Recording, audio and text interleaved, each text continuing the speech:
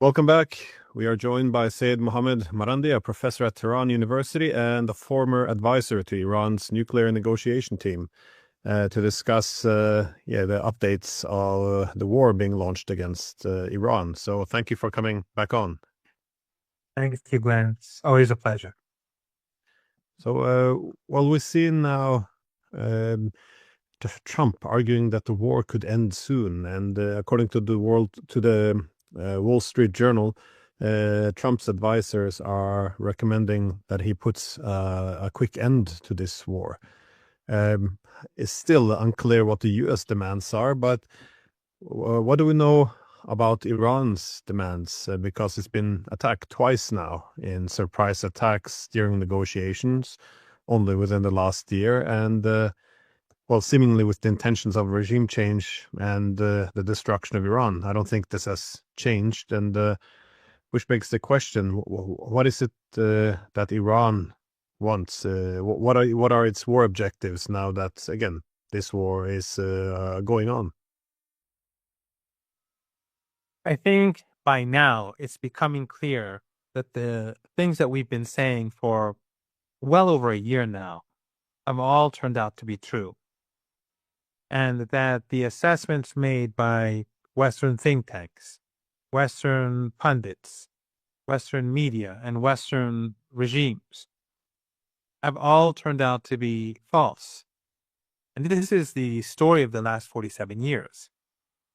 And it's not just Iran. Remember, Hezbollah was literally destroyed, but now we see Hezbollah's hitting the Israeli regime very hard. So their assessments are based on wishful thinking. Now, after, almost 2 weeks now of war, where the United States has brought its where the United States has brought its firepower to the region, and alongside the Israeli regime, and through using its assets in the Persian Gulf and in Turkey and the Jordan, it's waging this all-out war on Iran. They failed. I think we already see clear signs that the United States is heading for a defeat. The Iranians are not going to accept the ceasefire. Ceasefire is not an option. This war will continue until Iran's demands are met. Iran will no longer accept a situation in the region where the United States can threaten it again. That's over. Iran will no longer allow regimes in the Persian Gulf to be bases, to act as bases for the United States to threaten Iran. And Iran will demand, and it will get full compensation for the slaughter and the destruction. And the longer that this war lasts, the more compensation Iran will take from the regimes in the Persian Gulf or whoever else. What Iran will receive is compensation. That is inevitable. We have seen how the Iranians have emerged stronger. Yes, they've destroyed our civil infrastructure. They've bombed many apartment buildings. They've massacred school children. They've destroyed hospitals. They do what they always do. I mean, this is not new for the regime in Washington, nor for the genocidal regime in Tel Aviv. We've seen it in Afghanistan, in Iraq, in Libya, in Syria. We've seen it in Cuba. We've seen it of course, in Gaza. But the Iranians are emerging stronger. There's no doubt about that.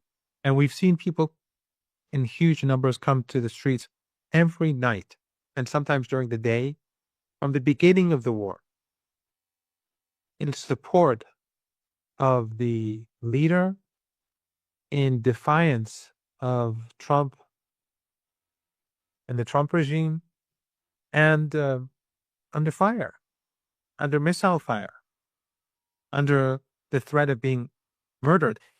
Yesterday, in the gathering in Tehran that I participated in, they bombed Tehran as huge crowds were in central Tehran. But no one budged. No one moved. There was no panic. So I think that when we take all this into account, the fact that Iran's missiles and drones are striking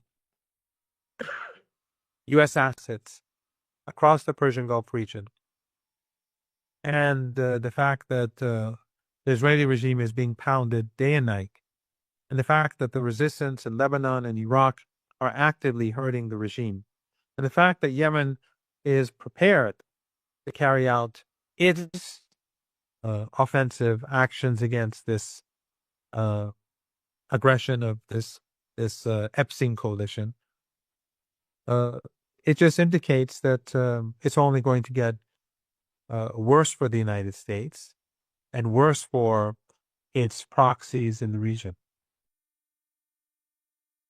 This sounds a bit like the idea of the ceasefire is not acceptable because, well, they will only come back again, that there's a need for a different status quo or a political settlement. It sounds a bit also like the war in Ukraine, that is, with the Russians not wanting simply NATO to regroup, replenish, and then have another go at it.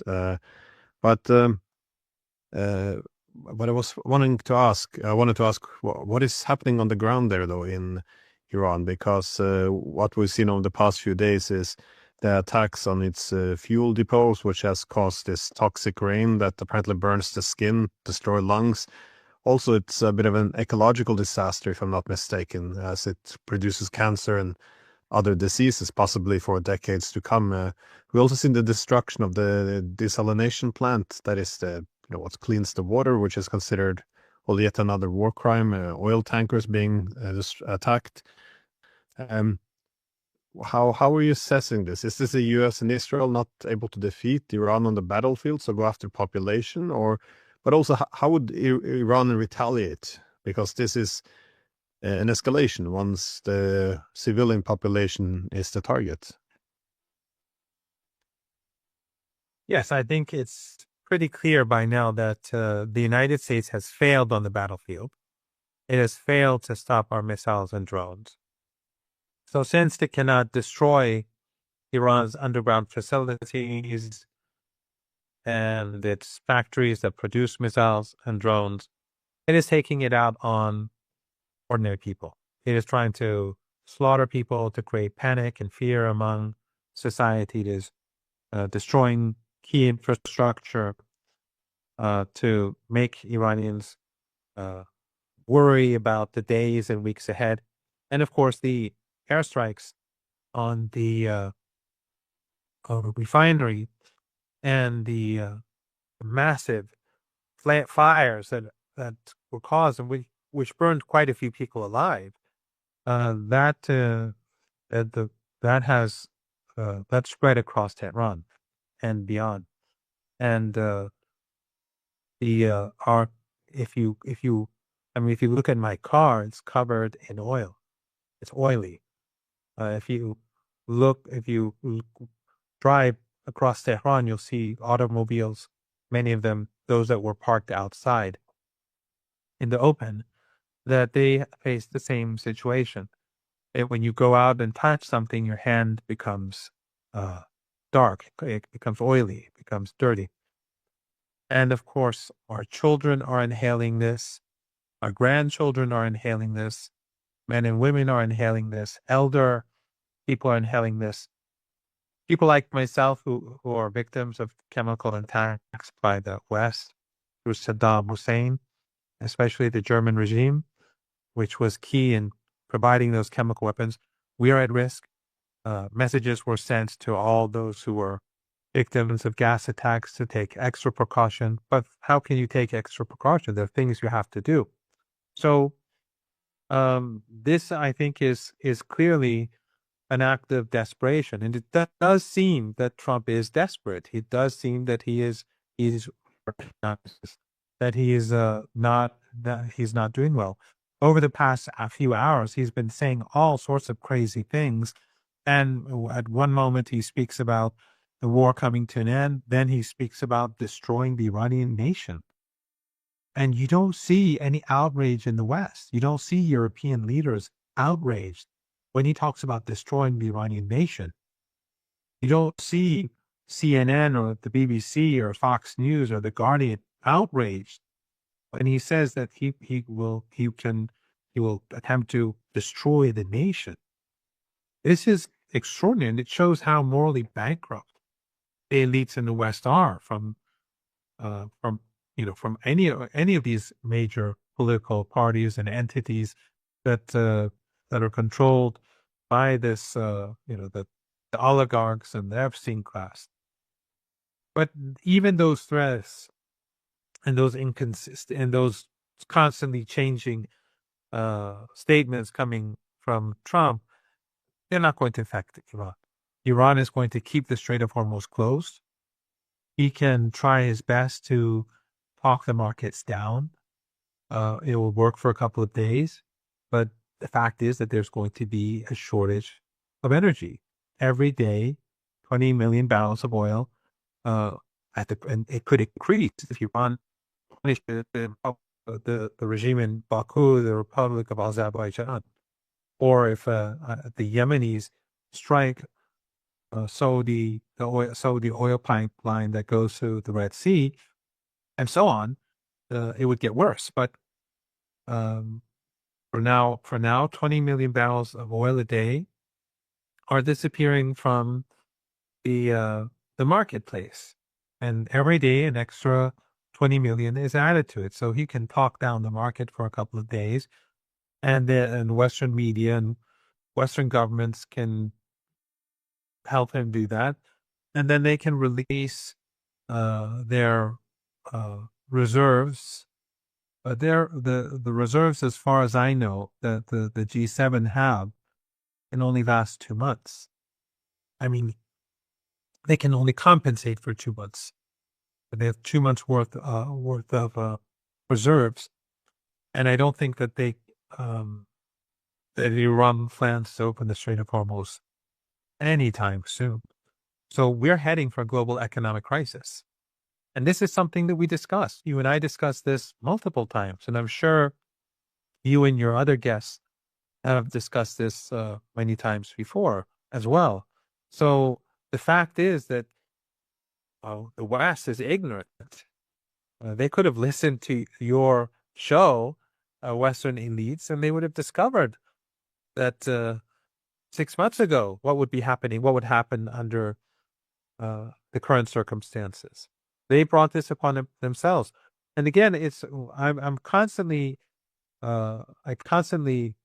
think or remember what Trump said early on. He said, we didn't expect Iran to attack its assets in the Persian Gulf. The amount of ignorance that exists in Washington is just beyond belief. Why would they not have expected it? It was 100% certain that would happen. But so it shows that Washington is blind to reality. And I don't see any reason why that blindness has suddenly been cured. So I don't believe that they're going to make decisions now that are realistic either. But in any case, whether Trump's aides want him to succeed in having him look for a off-ramp or not, Iran is not going to accept a ceasefire. That's out of the question. Conditions will have to be met, and those conditions will be met. And these Arab family dictatorships in the Persian Gulf, first and foremost, are the ones who are going to have to obey and accept Iran's conditions. Iran is now talking about controlling the Strait of Hormuz from now on and receiving money or allowing ships to pass through. This is what these Arab regimes have brought upon themselves, these dictatorships. They thought that they could have their cake and eat it too, that they could have U.S. bases and threaten Iran and have Iran bombed, and then Qatar and the Emirates and the regime in Bahrain, Kuwait, and the Saudis, they could say that we're neutral and get away with it. That's not happening. Right now, they're paying a price, but even when the war ends, they will continue to pay a price. They have to compensate for all the things that they've done against Iran. We're living in a new reality, Glenn. Iran is much more confident now about itself, and great harm has been done to its people by adversaries, and Iran sees its strength. The people see their strength. The people on the streets recognize their strength. And this is a reality that the Americans are going to have to deal with for now.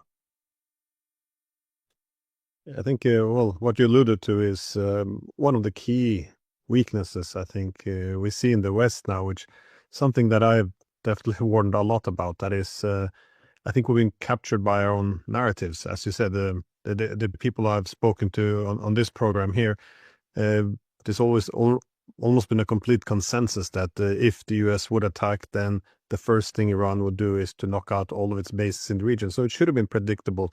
I think the reason why it wasn't predictable is because the governments and their lapdogs and the media, they organize around these narratives, which means, you know, they all have to explain why one side is good and the other is evil. So the kind of narrative they land on is, well, this is all about liberating Iranians. We want to liberate the women of Iran from an oppressive regime. And if you buy into this premise, then, you know, it is possible to escalate the costs on Iran, and then it will make concessions. And, you know, a little bit like the Afghanistan thing. Apparently NATO occupied Afghanistan for 20 years so girls could go to school. This is, you know, it's not okay for grown adults to believe this, but that's essentially the consensus. But this is the problem. Then if you don't accept the world as it is, then you end up with this very silly expectations. And it's not that different from how we trapped ourselves in narratives with the Russians as well. This is something I spoke a lot about with the former CIA director for Russia analysis, George Beebe. He was making this point as well, that we got captured in narratives, because if you argue that the Russians invaded, it was unprovoked, all we have to do is send some weapons, elevate the cost, and then they will, you know, see that it's not worth it and back down. But again, we're not allowed to say that NATO started it, that it's an existential threat, which means that any escalation will be met on the Russian side. And I think, as I always say, same with Iran, a poor analysis leads to poor politics. And the fact that this wasn't predictable is, well, honestly, it's frightening. But we see the narratives continue. Trump made a speech where he said that Witkoff had told him that, well, the Iranians had told Witkoff that they would continue to develop nuclear weapons no matter what. I mean, this is just really wild. You know, even the hardcore MAGA people can't buy into this. I mean, this is just really, really too much, it seems. But you did mention the Strait of Hormuz, and we now hear from France that they're sending all their, possibly a aircraft carrier and some warships, and they're gonna on a defensive mission to reopen the Strait of Hormuz. While Trump says that if Iran doesn't permit it, they're gonna hit Iran 20 times harder, which is oddly specific. How do you assess the possible entry of France into this war? Well, I think from what we've seen in Ukraine, it's quite clear how powerful the French armed forces is. The entire European Union has been spending everything it has and doesn't have to defeat the Russians, and they failed. And it's going to get a lot worse now because a lot of their resources have been sent to the Persian Gulf region and have been wasted and lost because they've been firing off anti-missile systems day and night. So the situation in Ukraine is going to deteriorate. That is going to be even more painful for the EU and the British in the days, weeks, and months ahead. And I think the Russians obviously are going to be very much empowered. They are selling oil at a much higher uh, uh, price. They no longer have to give discounts, and their enemy in Ukraine is being severely weakened. So I think that will will lead the Russians to take advantage of this situation, to push their advantage. I have no doubt that the French have no capabilities that would impress Iran. And the United States is already doing whatever it can against Iranian people, slaughtering people. Just a couple of hours ago, they carried out air strikes in Tehran and bombed highways and bombed civilian targets, slaughtering more people, just like they did last night. Last night, they carried out multiple massacres in Tehran. So what more can they do? If they want to destroy Iran's key infrastructure, that's a possibility. But then Iran will destroy all key infrastructure in this region. Everything. All the oil and gas installations in the Persian Gulf region and in the Caucasus will be gone, finished. They won't be damaged, they'll be destroyed.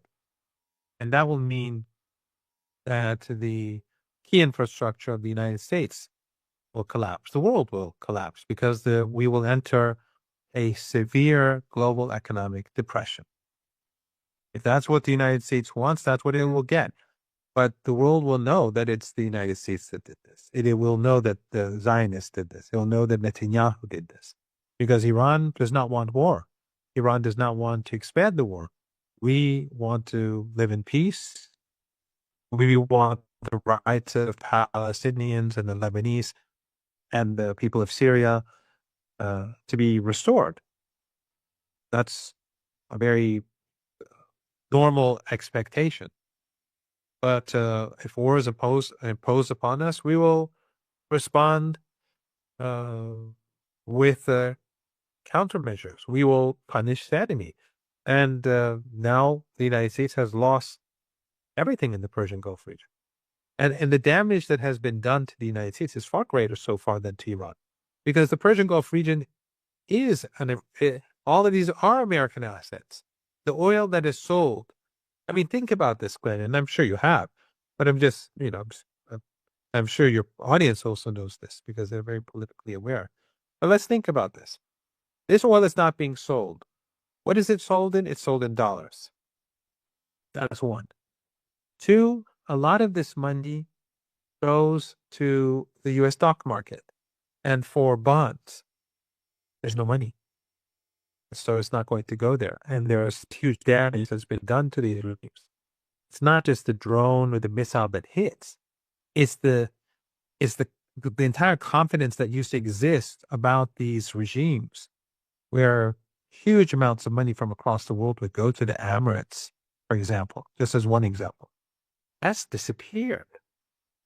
So these are all U.S. assets, and they're huge consumers. The amount of consumption that these Arab family dictatorships in the Persian Gulf have is the equivalent of some maybe the African continent or the Latin American continent. I can't say with specifics, but they are huge consumers. Huge consumers. Well, they're not consuming anymore. So they're not selling oil. The price of oil is going to go up. There are no dollars from those exports going to the U.S. stock market, and few less dollars are circulating. That makes the U.S. dollar less important as a global currency. None of this is, and of course, the worth of the entire western side or southwestern side of the Persian Gulf has collapsed. It is no longer a place where in future, you can invest in or you can have confidence in.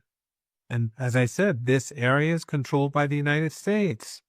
So the damage done to the United States and the West through its own aggression against Iran, and of course the Israeli regime, which is being hammered day and night. What fool is going to invest in the Israeli regime in future? This is the second time Iran has been pounding it for in the last 8-9 months. So all of these are huge. We're the country that's sanctioned. We don't have foreign investors. Any investment is carried out by individuals in Iran and the government. That will continue to be the case. But I think for the United States, this is a sea change.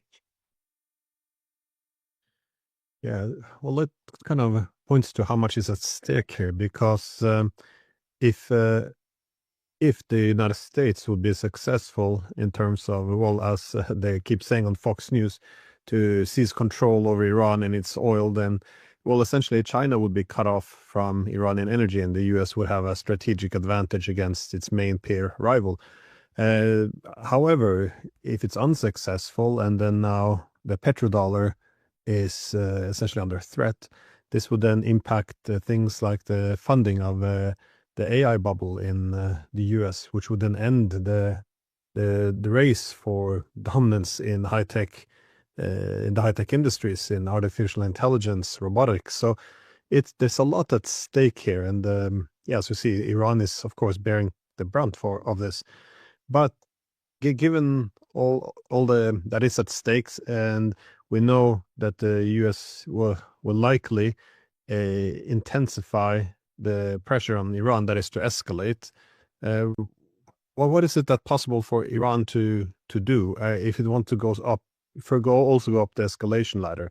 That is, the Iranian government said that they have some surprises coming. I know they're not, whispering in your ear, but what kind of surprises do you think this could be in terms of what is the next step on the escalation ladder? Then it's not just the U.S. bases that are vulnerable. As you inferred before, all this Gulf nations' energy infrastructure is also very exposed and vulnerable. Is this the kind of thing the Iranians would go after, or? I think it depends on the pace of escalation and the type of escalation. And of course, not only are there capabilities that Iran has, but Yemen has not yet entered the war, and it is preparing itself, and it is upgrading its capabilities. And the resistance in Iraq, while it has been active and it has been doing a lot of damage to U.S. interests, it can expand a lot more. But as every day that goes by, Glenn, every day, 20 million barrels of oil do not go to the market, and that number just increases. So over, let's say, the last 10 days, if let's say 10 days, no oil has left, that's 200 million barrels. The entire stocks of the G7, they say, is 1,200 barrels. So if this just continues for a few more weeks, then imagine where the prices will go. So already Iran is escalating just by keeping the Strait of Hormuz shut. But as you know, Iran has not yet used its most advanced technology. Over the last couple of days, it has used more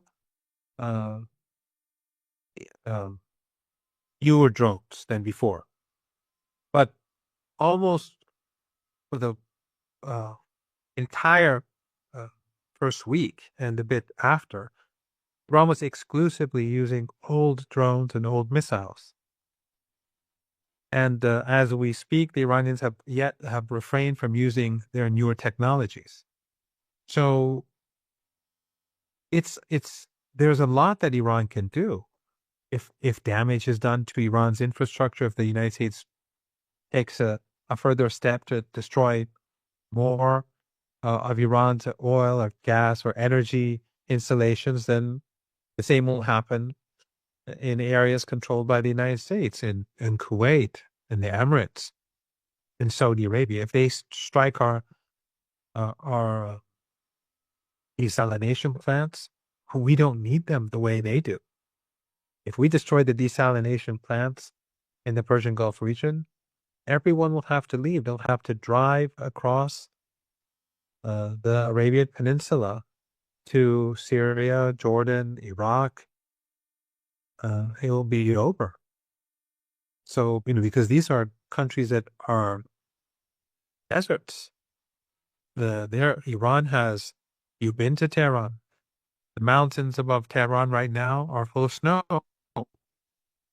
And though we haven't had, Tehran hasn't had an extraordinarily good year. We've had droughts. Lots of large parts of the country have had good rain this year. Tehran is a bit excluded, but we have snow, we have water. Today it rained, as I was telling you before the show. It rains, I think, as we speak. So we're not like these Arab regimes. We have our own. We have 15 neighbors through which we can do trade. We have agriculture. We have our own indigenous industries. So, but they have oil and they have gas. And if there are no desalination plants, they won't be able to stay, even with those assets intact. But everything can be destroyed. And as I said, these are American assets. These are not Qatari assets. Qatar is a country of 400,000. The ruling family is stealing a lot of money, giving handouts to its own people, not the indentured servants and the slaves and so on that are there. And then the rest goes to Western companies and corporations. The World Cup, they spent, some say, almost $200 billion on the World Cup. Just, these are, paying to build hotels and the stadiums that are now all empty, that have been empty before the war. So these are not real countries. They're completely dependent on oil and gas, but they're American assets. They're Western assets. And so their destruction means the destruction of American assets. Their weakness means American wealth is diminished. So they can hurt us, but we can hurt them far more than they can hurt us, especially since the West is so financialized and it no longer has a production base. High prices of fuel and would be enormously destructive, but the wealth and assets that they've accumulated in this region, that will all be gone as well. I did want to ask about one thing I should add. Thing that I should add, something. The Americans don't export anything anymore, but they do export very expensive weapons. And these Arab regimes in the Persian Gulf, they always buy weapons. And they don't even have the pilots to fly the planes. They just buy the weapons to give the Americans money, give the Europeans money, and to give kickbacks to Western senators and their own princes. That's basically how it works. That's gone. There won't be money anymore. There won't be money to buy American jets and American styles that they'll just put somewhere in some bunker because they don't have anyone to use. So the United States is losing in all respects. And this is the huge weapons market for the United States. But when they don't have money, then what are they going to buy? Sorry for interrupting. No. Well, I want to ask what has been referred to as or suggested could be the false flag attacks. That is, we've seen Iran take credit for, all of the attacks, the retaliatory attacks, with some exceptions. They said the attacks on the oil facilities in Saudi Arabia, they said, this wasn't us, if I'm not mistaken. Same as the attack on Azerbaijan was said that wasn't Iran either. And of course, there's one ballistic missile heading towards Turkey, which was then brought down, and Iran said, well, that's not us either. What I thought was interesting is Azerbaijan would retaliate, but now instead it announced that they will be sending humanitarian aid to Iran. What is happening in this regard?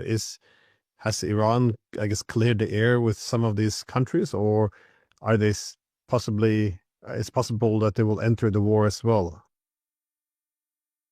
Well, they ballistic missile that over Turkey, and I don't know the details. If I remember to ask, if you remind me later to ask, and I'll get back to you on that. I think probably it was heading for Israel, and it was down, and maybe it strayed over. It went over like parts of Turkey, but Turkey is helping Israel. I mean, the um, radar base in Turkey is being used to feed information to the Israeli regime. Erdogan is clearly helping Israel. There's no doubt about that. But that aside, I mean, I don't think Iran targeted anything inside Turkey. I think they just NATO'd down the missile that was probably heading for Israel. But I'll look into this and get back to you later on that if you remind me, because I'm very forgetful. But with regards to Azerbaijan, I mean, no one takes the drone strike in Azerbaijan seriously. If Iran wanted to hit Azerbaijan, it wouldn't be with a small drone. Iran would destroy its oil and gas infrastructure if it wanted to, especially after what Azerbaijan has done to Iran, what the regime has done. And Glenn, many Iranians believe that Azerbaijan belongs to Iran. And most Azeris in Iran believe that Azerbaijan belongs to Iran. And as you know, this is not the policy of the state by any means. But if Azerbaijan pushes, continues helping the Israeli regime against Iran with the United States, the regime will last. Iran won't tolerate this. And Iran has many supporters in Azerbaijan. All their leaders are in jail. They've been in jail for years now. But if they push, they'll be destroyed, the regime. And a new government will come to power, which is friendly to Iran, very swiftly. It'll take just a few days at most. So Azerbaijan, it started making a lot of threatening. The Aliyev, the regime's leader, started making some statements, and then he spoke. I guess he got the message from Iran that watch out, we're not in the mood. So he's changed too, and the same is true with the Kurdish groups in northern Iraq. If they attack Iran, Iran has told Arabia that they will destroy it. They will destroy the regional government in the north of Iraq, and so will the Iraqi resistance. And that can be done very easily. And then there will no longer, Iran and Iraq will no longer tolerate an autonomous regime in northern Iraq. That will be brought to an end. And these groups are just exposing themselves because these Kurdish groups are exposing themselves to Kurds, ordinary Kurds, that they work with the CIA and Mossad, and I don't think Kurds in Iraq, and definitely not Kurds in Iran, although the Kurds in Iran are not very large in number, but they're not the sort to cooperate with the CIA. And but everyone has exposed themselves. I mean, Erdogan has exposed himself as being an asset of Trump and the United States for over 2 years. And this is important, Glenn, because the Islamic world and beyond, and people in Latin America and Africa are seeing who is standing up for the Palestinians and who is colluding with the enemies of the Palestinians. And this is having an enormous effect. There's a sea change in attitudes taking place towards Iran across the region, on the streets, and beyond. Not just like the Islamic world, not just among Sunnis, but among people everywhere, because they see, and they're recognizing that these 47 years have been antagonistic narratives towards Iran, that they're now questioning everything, and they see Iran as heroic.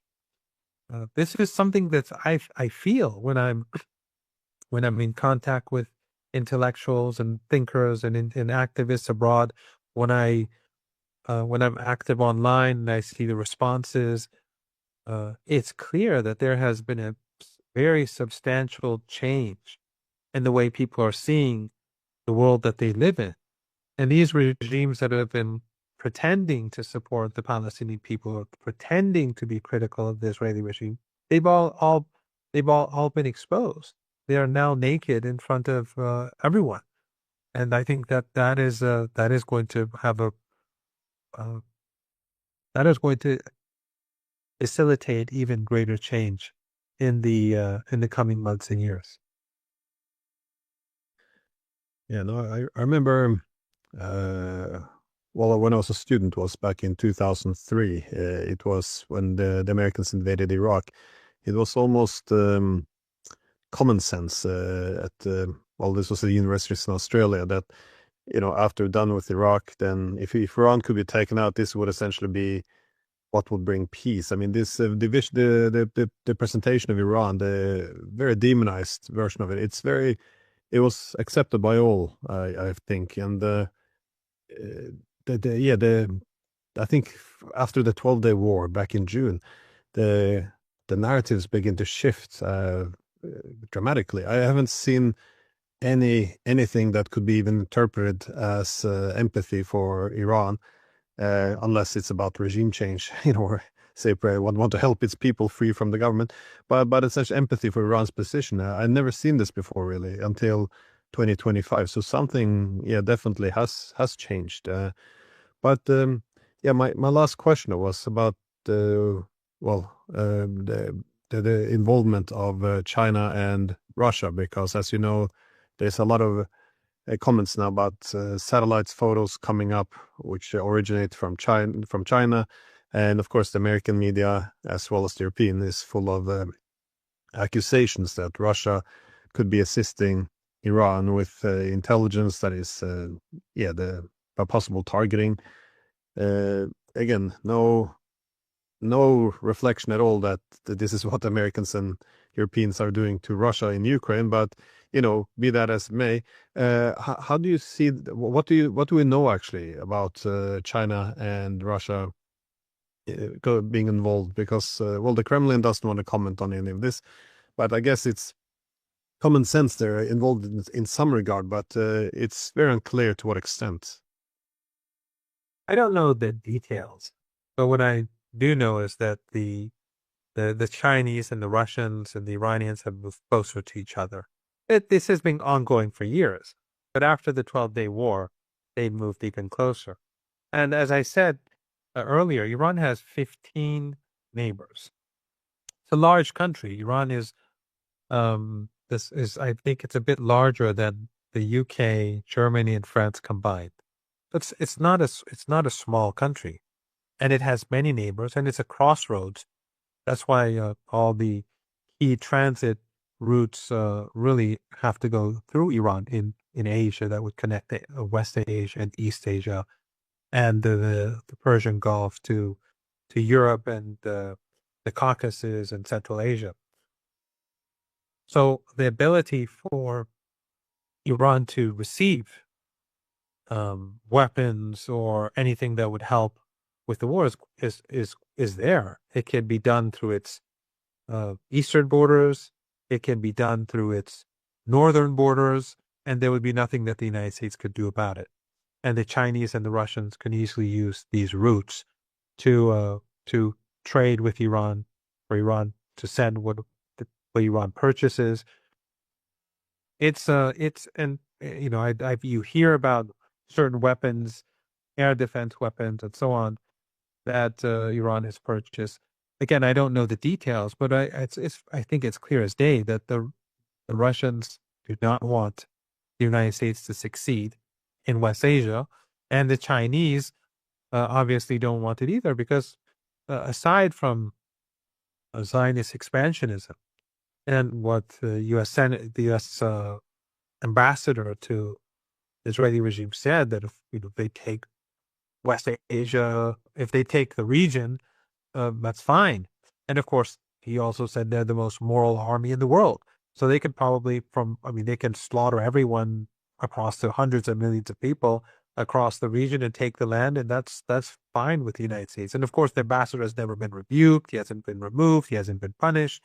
So that we can assume that this is unofficial U.S. policy, and it always has been, and European policy as well. I think it's fair to say it's just like the West Bank, when they always spoke about the two-state solution, but they always facilitated the colonization of the West Bank. So the unofficial policy was to support Israeli expansionism, but the official policy was to say, no, we have to have a two-state solution. So obviously this is a threat to China, because Zionist expansionism would basically mean further empowerment for the Trump regime in the United States. And they would have control over all the oil that are no longer leaving the Persian Gulf as we speak, but they would have control over everything. And that would put China in a very, very dangerous situation, more than dangerous. So I think it's only natural to assume that the Chinese and the Russians are going to cooperate with Iran more, but also, and I mean, people in this world, it's really it's cooperation with Russia and China. That aside, but what the United States has done is that it has cemented the relationship between Russia, Iran, and China for the years to come. They've cemented it. That small minority that rioted, that small minority that supported the riots in Iran, which, they are a small minority. They were. Many of them have changed. I don't know if I told you this before, but 3 students from my faculty have contacted me and they, each of them separately, have said that they were involved in the riots. I assume not as like the people with guns who were killing police officers and burning hospital or clinics and slaughtering and burning up ambulances. I don't think, I don't ask, I don't want to know. But I assume they were on the streets and probably burned, let's say, a few, I don't know. They hung out with these people for whatever reason. They wanted to make up for what they did. And they asked me, how can we help? What can we do to defend the country? And a couple of them were quite emotional. So the United States has destroyed itself. It's destroyed its image across the world. It has shown itself to be brutal and ruthless, and so has the entire Western political elite. And so have their proxies across our region. But they've also, they've united Iranians in a way that even during the 12-Day War I have not seen. But in addition to that, the self-confidence of Iranians is extraordinary. This is, it's quite fascinating to see. And again, a lot of this goes back to the fact that it's a civilizational state, but even more importantly, it's the religious culture and the impact of the grandson of the Prophet in Karbala and the stance that he took against oppressors and in support of the oppressed, and his martyrdom there. I mean, if Western analysts were smart, they would just read on Shias in particular. And then if we really did that, they would have recognized that, Iran is a bridge too far. Well, it looks, the war planning wasn't done very well, neither the study on what Iran actually is. And I always make the point, this is the problem of this relentless war propaganda. One ends up believing one's own nonsense, and we end up in these situations. So thank you as always for taking the time, and I hope you and your family stay safe. Thank you, Glenn, and thank you for all the extraordinarily important work that you do. It's quite heroic.